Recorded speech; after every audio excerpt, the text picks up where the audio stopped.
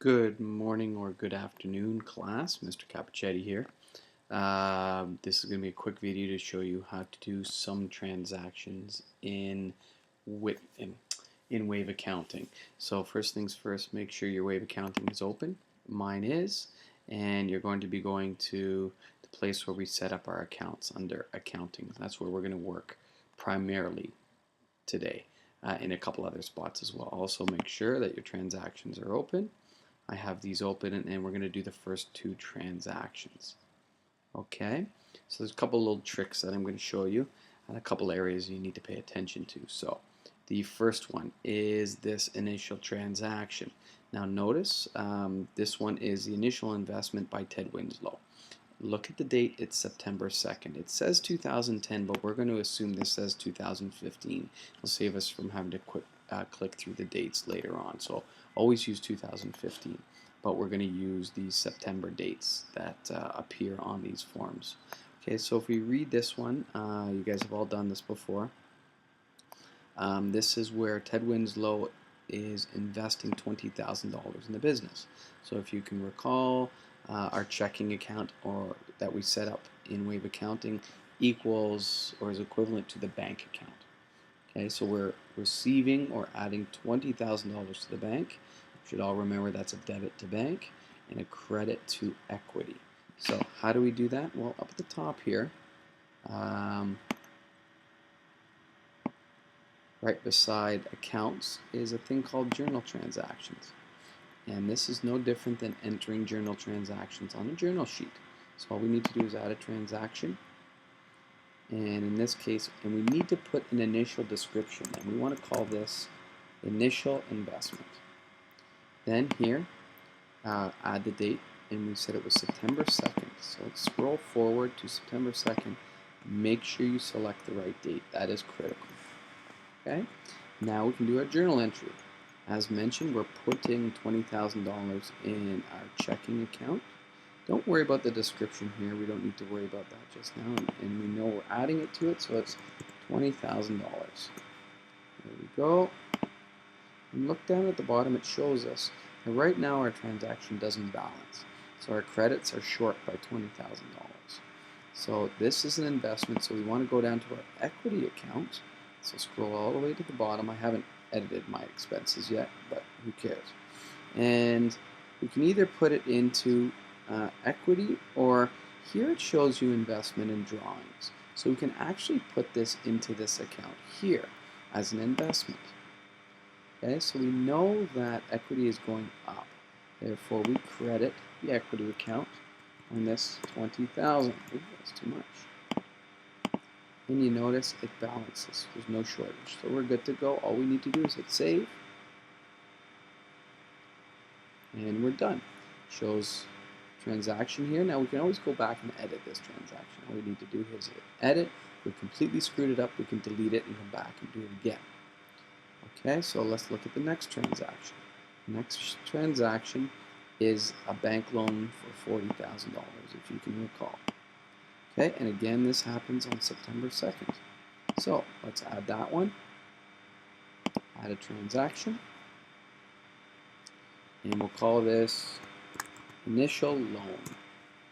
And this is September 2nd as well. There we go. And we're taking out a loan, so we're receiving $40,000 cash. So let's put it into our checking account. Debit $40,000. There we go. And this is a loan, so that's a liability. And click on loans. It's a liability, so we owe this. So loans are going up. So $40,000. It balances. Hit save. Done. That's all there is to it. Now, if we have an initial investment or equity of $20,000, a loan of $40,000, and a bank account of $60,000, we can verify this. If we go quickly to reports and we look on a balance sheet, it should actually show this. So you can print out there's a whole bunch of reports that we can print out or look at. Here's the balance sheet.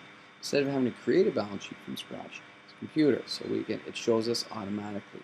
So if you look here, it shows there's nothing on a balance sheet. Assets, liabilities, owner's equity. And that's because look at the date. That's today's date. We know that all the transactions took place September 2nd. So just change the date to September 2nd. Hit update. And there we go. Assets, checking account, 60,000. So total assets is 60,000. We have a loan for 40,000. Total liabilities equals 40,000. Equity of 20,000. So total liabilities and owner's equity of 60,000 on September 2nd. Okay, so that's kind of cool. We can go on at any point in time. We could do the same thing for an income statement if we had anything in there for that. And we don't right now, but we will as we add transactions. So let's go back to accounting. And let's go to journal transactions. And actually, we don't even need this. Yes, we do. We're going to add the third one here, which is on September 2nd. There's rent expense of $7,500. But notice we now know how to handle HST. So we need to account for this. So depending on the type of transaction, there are different ways that we can do this. But we know we are paying for something, purchasing something, and we're paying for rent in this case. So we know it's HST receivable because the government will give it back to us. So what we're going to do is add a transaction. We know this is rent expense, so that's what we're going to call it, but we're going to call it September rent. And this happens on September 3rd. Look at the date. And this is where it gets kind of interesting.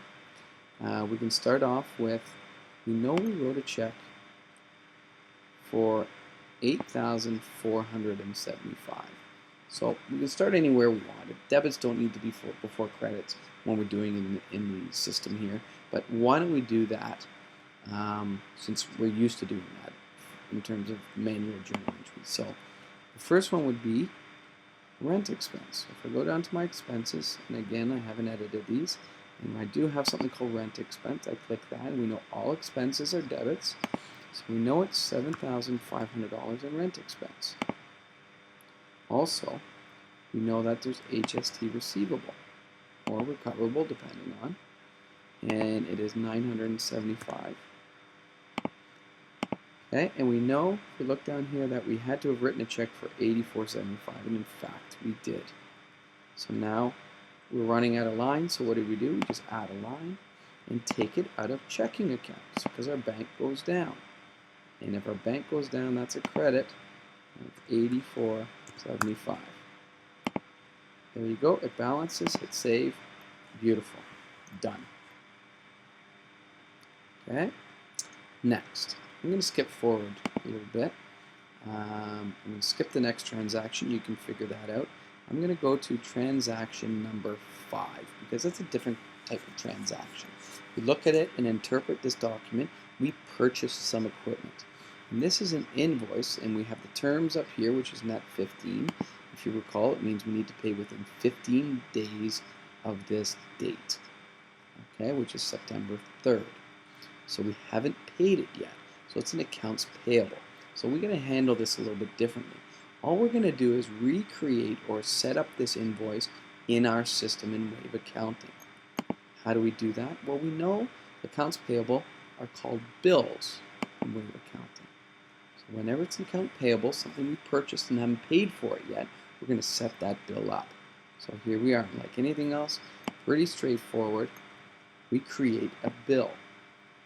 Now, we could get really detailed with this and actually add in the types of exercise equipment and so on if we wanted to, but we're not going to get that detailed. But we're going to keep the main information that will help to get us where we need to be. So first things first, who's the vendor? Well, we've already set up our vendors. All we need to do is click Contour Fitness, as you can see. Next, what's the date? And it was September 3rd is when we bought it. There we go. And we can actually add the bill number. And if we look on here, it is 8370B. That's the document number. Let's add that. I think that's pretty important. 8370B. There we go. Currency, ignore that. When is it due? Well, we said the terms were net 15. So we need to pay it within 15 days. Well, 15 days from September 3rd would be September 18th. So just click that. There we go. Ignore notes. Ignore the PO. Not important. Now the question is, what do we put down here? Ignore item.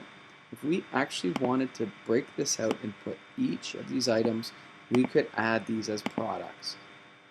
Okay? But we're not going to bother doing that. It's going to take us way too much time. But you could. And they'll be there in the future if we wanted to actually break it down by product. We're just going to assume this is one purchase, which is equipment. So all we do is go here under expense account. It's not really an expense account. This is kind of an error, I guess you might say. But if we scroll further down, we're actually purchasing assets. So right at the bottom, it actually does show you your assets. And we're buying equipment here.